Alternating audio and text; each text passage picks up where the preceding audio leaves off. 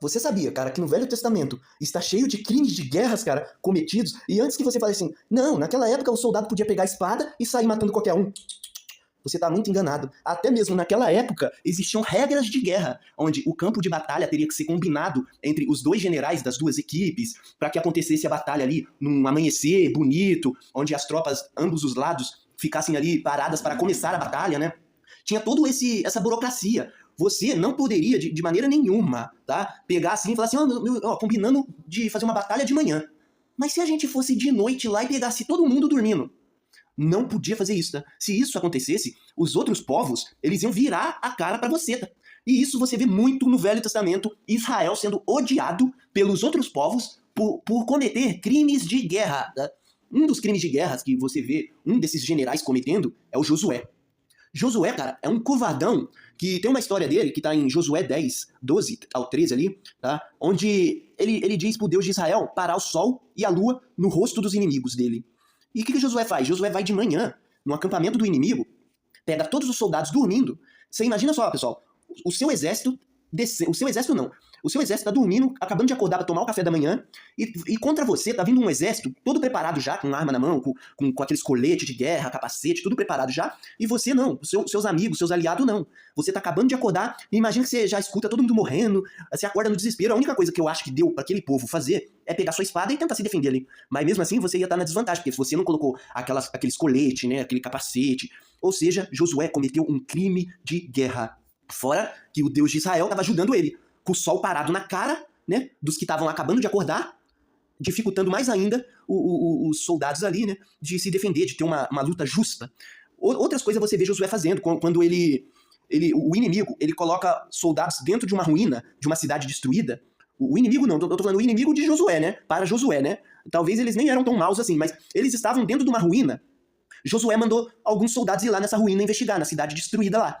Quando eles chegaram lá, os soldados que estavam esperando o soldado de Josué venceram a batalha. Por quê? Porque era muito estreito para lutar ali dentro das ruínas. Mesmo Josué tendo um exército muito maior, os soldados que eram inimigos de Josué conseguiam se defender fácil, porque era muito apertado ali dentro das ruínas para se defender. O que Josué ele faz? Ele comete outro crime de guerra.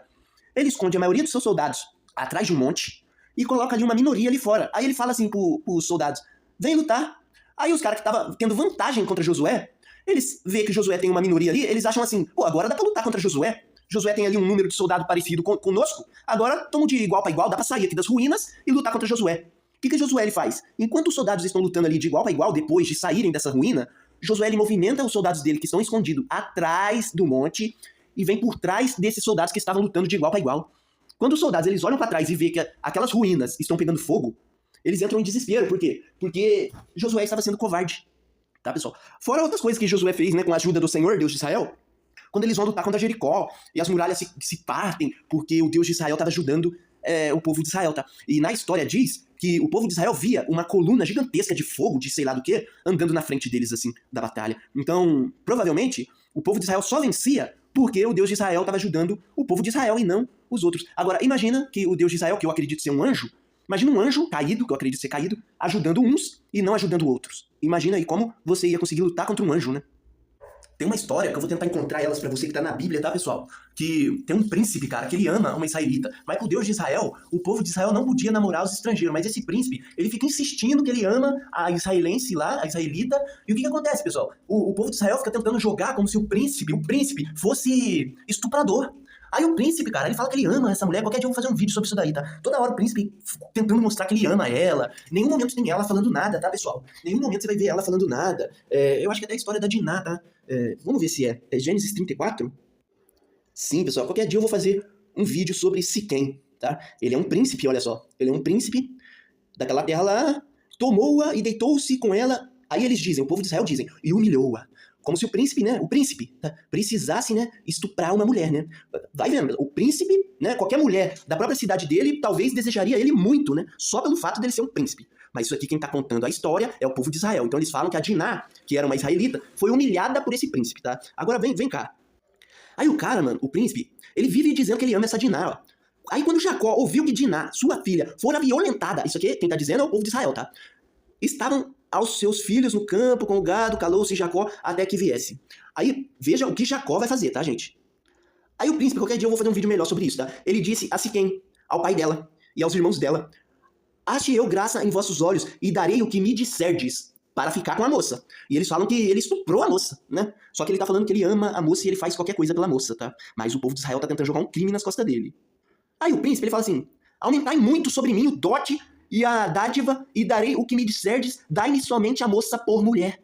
Então ele ama a mulher, tá? Não foi estupro, tá? Você vai acreditar em Jacó? Jacó já significa trapaceiro, mentiroso, enganador. Você vai acreditar em Jacó?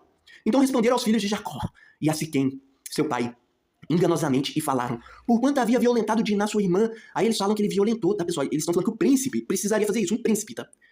Aí, cara, olha pra você ver. Nisso, porém, consentiremos a vós, se fodes como nós, que se circuncide todo o homem entre vós. Então o povo de Israel tá falando pra ele assim, pro príncipe: ah, você quer ficar com a israelita aí, a Diná? Tá? Então vai lá, circuncida todo homem aí da sua cidade. Mas Jacó já tava com um plano maligno. Aí eles fazem um acordo, ó. Estes homens são pacíficos conosco, portanto habitarão nessa terra e negociarão nela, e eis que a terra é larga de espaço para eles.